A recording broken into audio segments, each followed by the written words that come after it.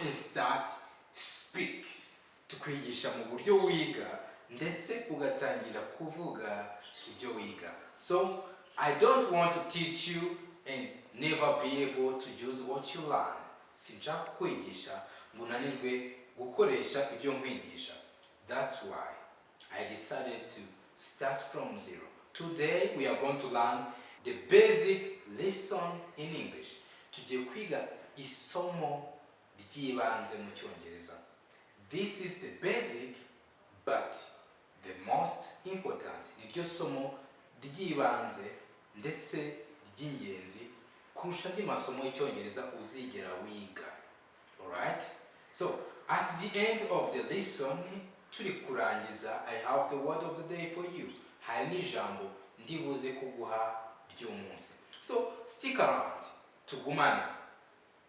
I want to emphasize on this. Ndashaka ngo nshimangire iki kintu. Verb to be, to have and to do. Izo nshinga niba ukeneye kwiga Icyongereza nshuti yanjye. Zumve neza iri somo urisobanukirwe, icyo tumva ubaze. Otherwise, kumenya Icyongereza bizakugora. So, reka twige, tujyane, usobanukirwe iri somo neza kuva dutangiye kugeza turangije. I don't care if you finished high school. Nushaka warangije segonderi. I know that sometimes you can even finish university. Izi kintu utaramenya kuzikoresha. Yes, maybe you know them. Binashoboka yuko we ushaka kubuzizi. But my friend, if you are serious about knowing English, ni ushaka kumenya Icyongereza neza, ndagusabye ngo tutangirane ndetse turangizanye. It's for your benefit. Ni kubw'inyungu zawe. So, let's get started. Reka tutangire. Tugiye kwiga verb to be, to have and to do. Verb to be ni nshinga kuba, to have ni kugira, to do ni gukora. Turabyiga muri simple present, tubyige no muri simple past. Icyo turi gukora, turi kubaka amasomo ku murongo. From scratch, duhere kuri zero, tuzamuka to the advanced English. Kugeza igihe tugeze ku Cyongereza cyo ku rwego rwo hejuru. But then, icyo Cyongereza cyo ku rwego rwo hejuru, niba uzi yuko ukeneye kugisobanukirwa, n'ubu utari wumva ibi biri basic, bizakugora. It's like a building, bimeze nko kubaka, and when you have the foundation wrong, iyo umusingi wubatse nabi, you know the result. Ntabwo nkeneye komeza kuguha ubusobanuro bwinshi cyane. So reka dutangire. Dufite subject. Subject tumaze iminsi tuziga I, you, he, she, it, we, you, they. Twarabyize, niba utarabyiga subira inyuma wongere utangire. Alright? So I ni njyewe, you ni wowe, he niwe ari umuhungu, she niwe ari umukobwa, it nicyo cyangwa se yo, we ni twebwe ni ubwinshi bwa I, you ni mwebwe ni ubwinshi bwa you, uvuga ngo ntabwo ihinduka, they nibo. Alright, duhereye kuri verb to be. Verb to be nakubwiye ngo bisobanura kuba. Inshinga kuba ikoreshwa muri continuous tense and passive voice. Ibyo tuzakomeza kugenda tubireba neza. Twagiye verb to be ni uvuga muri simple present, turavuga I am. I am, ndi. You are, uri. Noneho kuri he na she na it dukoresha is. He is, she is, it is dukoresha is. Twagiye hano hasi mu bwinshi igihe cyose aba ari are. We are, you are, they are. Verb to be muri simple present turayirangije. Twihuse ndetse ubisobanukirwa. Alright? Ibi ni bikugora rwose. I don't know anything I can do. Nta kindi nzi nagukorera. But then, menya yuko kuri I dushiraho am muri simple present. Simple present mu Kinyarwanda ni indagihe. Alright? I am, ndi. Alright? You are. Kuko aha na ari you bigomba gusa. You are. You are uvuze ngo uri. Alright? Kuri he na she na it, he ni umugabo, she ni umugore cyangwa se igitsina gabo n'igitsina gore, it ni ikintu cyangwa se inyamaswa, dukoresha is. tukagera kuri we, you, they, dukoresha are. Twarangije. Tugeze kuri simple past. Simple past noneho ni igihe cyashize. Alright? Simple past ni igihe cyashize. Noneho kuri I dukoresha was. I was. I was. Twagera kuri you ni were. Twagera kuri he na she na it ni was. He was, she was, it was. Twagera kuri we, you, they, dukoresha were. Alright? Vango I was nari. We were twari. He was yari ari umugabo. She was yari ari umugore. It was cyari cyangwa se yari inyamaswa. Noneho we were twari, you were mwari, they were bari. Alright? That is a simple past. Ndasubiramo bwa nyuma dukomeze.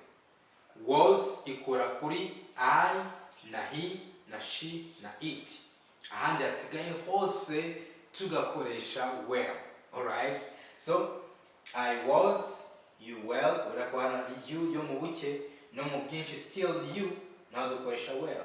Bigomba gusa.